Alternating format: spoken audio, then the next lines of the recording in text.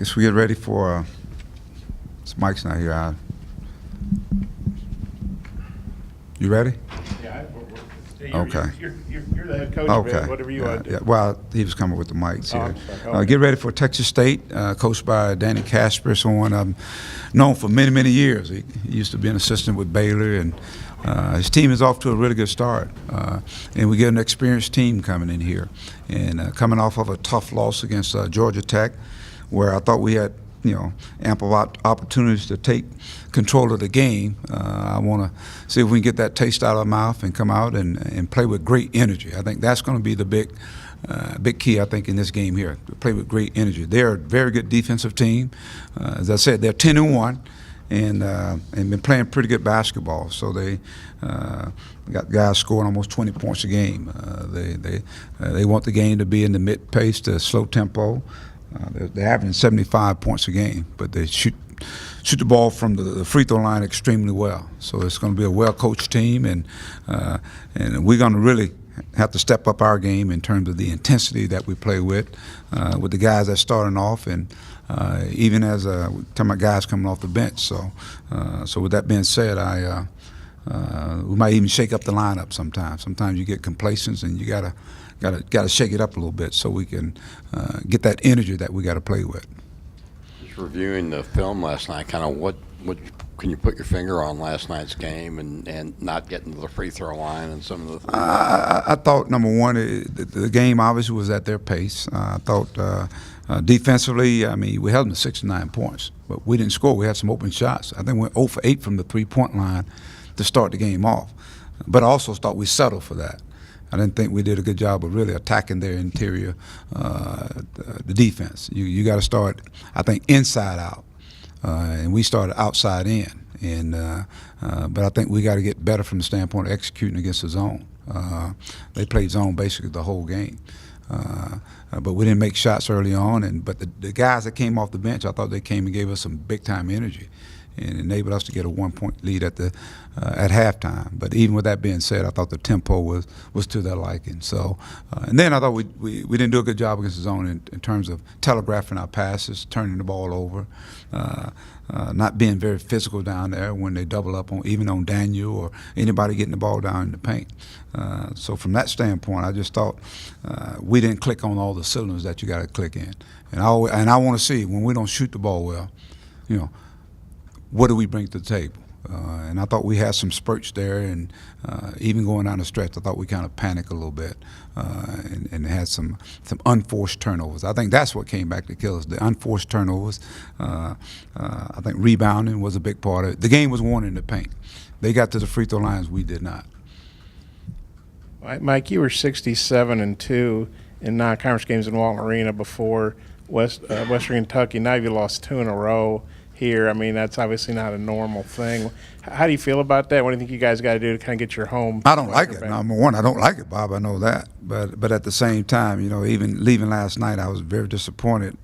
But when I think about this team and all the new pieces, I mean, when you look at the new pieces to this team, they're learning on the job. They're thrust into an area where they got to learn, and the games are going to get tougher and tougher. And so they've got to learn how to really just grind it out. And people have scouting reports. They're going to get after Dan. They're pushing him around, and he got to be able to counter that. I think you just got to make the adjustment as teams come at you. I think they're challenging Isaiah. They're getting after him a little bit, which is good. I think you learn how to play because that's what we're going to see in the SEC. Jalen Harris, I think he got to continue to shoot the basketball. He's getting good shots. They're backing off of him. But more importantly, I just think the energy, the effort. Sometimes, when you have a little success, complacency sets in. And I think with this team here, they got to understand every game's a big game. I thought Georgia Tech played desperate, and I didn't think we did. And they did enough to hang around and end up walking out here with a win. With the shake-up in the lineup, Adrio, just kind of what's his problem, to get him going again, and is Chaney the guy you'd be thinking of starting instead? Well, I'll see here in the next couple of days in practice in terms of who's going to be in the lineup. But I just think we just need an infusion of we need energy. I think I need energy guys out there, and you know, he's struggling, Adriel that is, and so maybe it's somebody else's time to step in there. He got the ball in good spots a couple times. Just looked very tentative. Does he have to kind of? Does he have to regain his confidence, or what do you think's going on with Well, him? confidence is a big part of this game. I think you got to be ready. I think, you know, when you go out on that floor, you know, how many minutes you play, you got to be ready. And some of those plays were momentum plays. I think we were up 5 with a chance to maybe go up 7, 8 if they foul us. And but you just got to be ready when you go out there. And so it's something he's got to figure out, and hopefully to help our team. You look at Texas State; they got like 2 senior starters, 2 redshirt juniors, and a junior. So one of those tough mid-major. They're an experienced team. A lot of old I think guys. they're probably picked in their league to do well. And like I said, they're 10-1. I mean, you don't just be 10-1 at this point in juncture of the season unless you're a really good basketball team. And so we know we're going to get their best shot coming in here. And but it's our job to get prepared. I guess Pearson for them is averaging almost 20 points a game. Just kind of what kind of player is he? I think he's like a 6'6", like a perimeter player, like a big guard is what he is, and he just knows how to use his body. He can go inside. He can knock threes down. I think he's knocked like 35 3-point shots. So he's shooting well from the 3-point line. And they're a patient team. They value the basketball, and they're going to run their stuff. And so we got to make sure that he's not the guy that just kind of goes off. We know that he's capable of going off, but he's 6'6", strong built, and he's a man. He's an older kid, and that's, like I said, this is an experienced team. So we're going to have to really play good basketball. Tempo-wise, it's just all in the defense to try and get them to play faster. I think defensively, and then I think offensively too. We got to get the ball pushing. We got to get some movement on offense.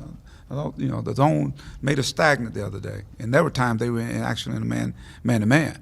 And so we got to get people moving, bodies moving, ball movement, and be in attack mode. I think more than anything, get in attack mode. Mike, you got a young team. These guys are used to winning at high school or JUCO or wherever they were. You know, Daniel's used to winning here last year.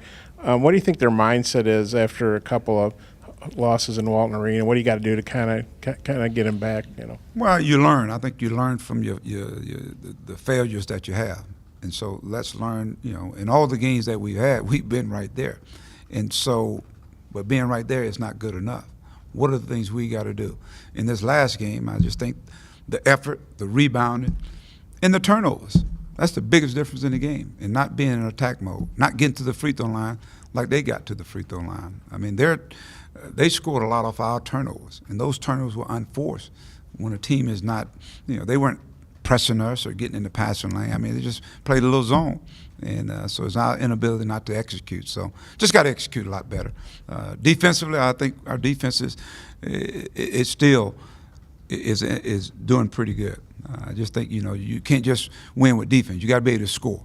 And we had open shots. We had some nice shots. We just didn't knock them down. Okay.